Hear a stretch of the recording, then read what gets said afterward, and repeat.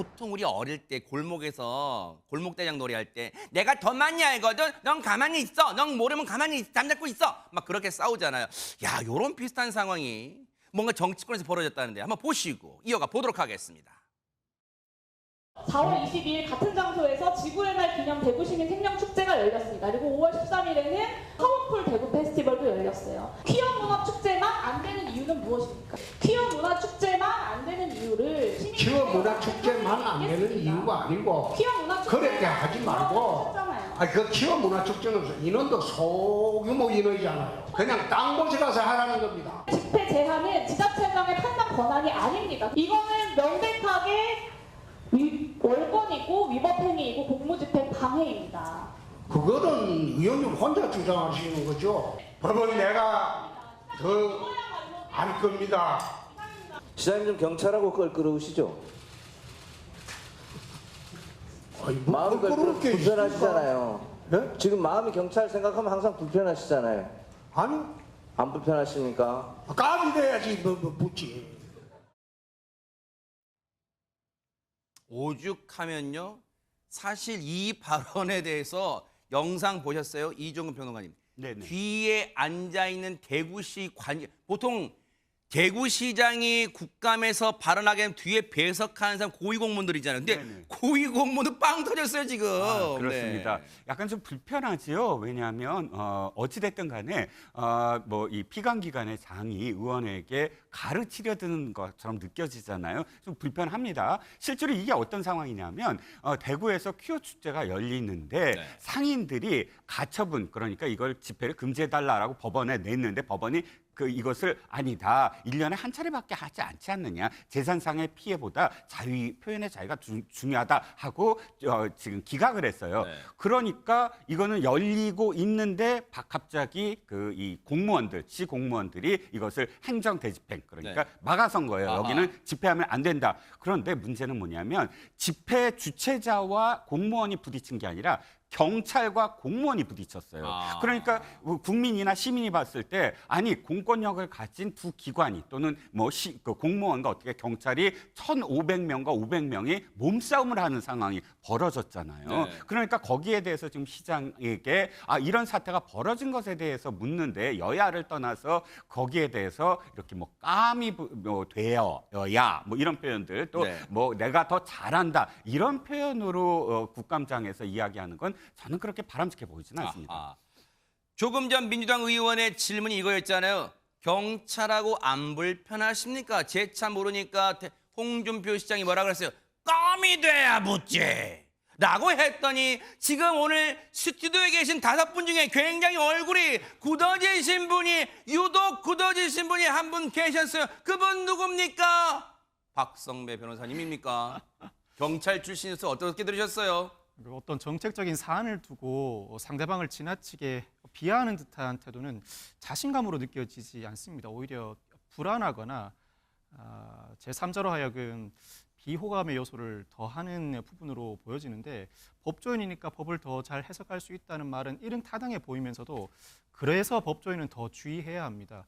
대법관이어도 헌법재판관이어도 그 의견이 늘 일치되지 않습니다. 오히려 그 견해가 엇갈리는 경우가 대부분입니다.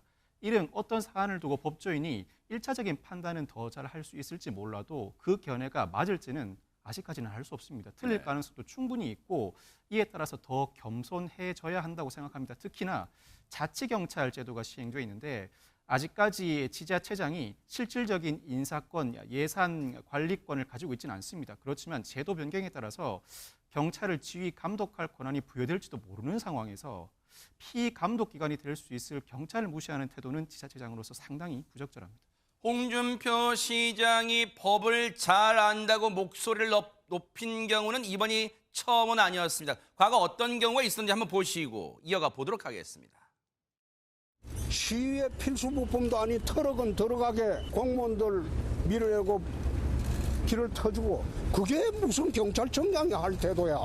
내가 대한민국 검사를 한 사람이야. 어떻게 대구 경찰청장보다 내 형법을 모르겠어요? 책임 물을 겁니다. 대구 경찰청장의 책임을 묻겠습니다.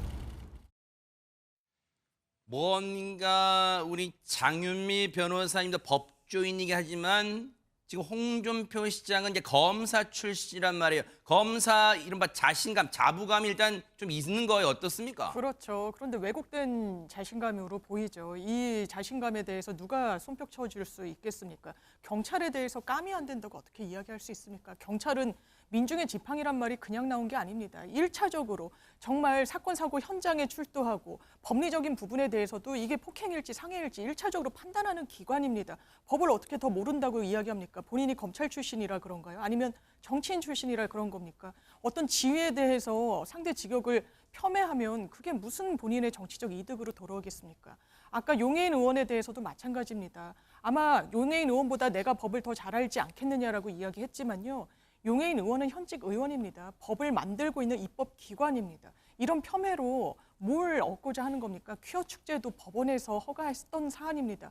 그것을 공권력을 동원해서 제 기억으로는 휴일이었던 것으로 기억을 하는데 이런 식으로 이 공무원들을 동원해서 막는다는 점 이거 국민들의 응원을 받기는 상당히 어려워 보입니다. 홍준표 시장이 대구광역시 시장이긴 합니다만 이종근 평론가님 국정감사라는 중앙정치 무대에 이번 스포트라이트 받았다는 점에서 시험으로 치면 지금 전국 모의고사 지금 무대에 지금 등장한 거란 말이에요. 어떻게 좀 점수 매기고 싶으세요? 일단 총선이 지금 앞두고 있습니다. 그런데 네. 지자체장은 총선에서 멀잖아요. 네. 자기가 어찌됐든 중립을 지켜야 되는 위치인데 이럴 때일수록 중앙 정치에 관심 있는 정치인이라면 지자체장이라도 저렇게 국감장에서 목소리를 높이거나 혹은 SNS를 통해서 중앙 정치에 개입을 하게 되면 소외되는 것을 막고 또 총선에 어느 정도의 어떤 영향력처럼 보이거든요. 홍준표 시장의 궁극적인 목표는 아마도 임기가 끝나는 게 2026년이에요. 다시 한번 대구시장에 도전할까요? 그렇지 않을 거 보니라 아마도 다음에 열리는 대선에 지금 초점을 맞추고 있지 않을까 싶습니다. 아하. 과연 홍준표 시장의 정치적 시간은 어디를 가리킬지 아마 시간이 갈수록 그 바늘이 가리키는 바늘이 분명해질 것 같아요. 한번 차분하게 뉴스파이터도 따라붙어 보도록 하겠습니다. 보고 계십니까? 대박 사건. 네, 안녕하십니까? 김명준입니다. 여러분과 함께하는 뉴스파이터. 다양한 소식과 뉴스를 보고 싶으시면 화면 오른쪽을 꾹 눌러 구독해 주시길 바랍니다. TV로도 유튜브로도 여러분께 한 발 더 다가가겠습니다. MBN 뉴스와 뉴스파이터를 사랑해 주셔서 고맙습니다.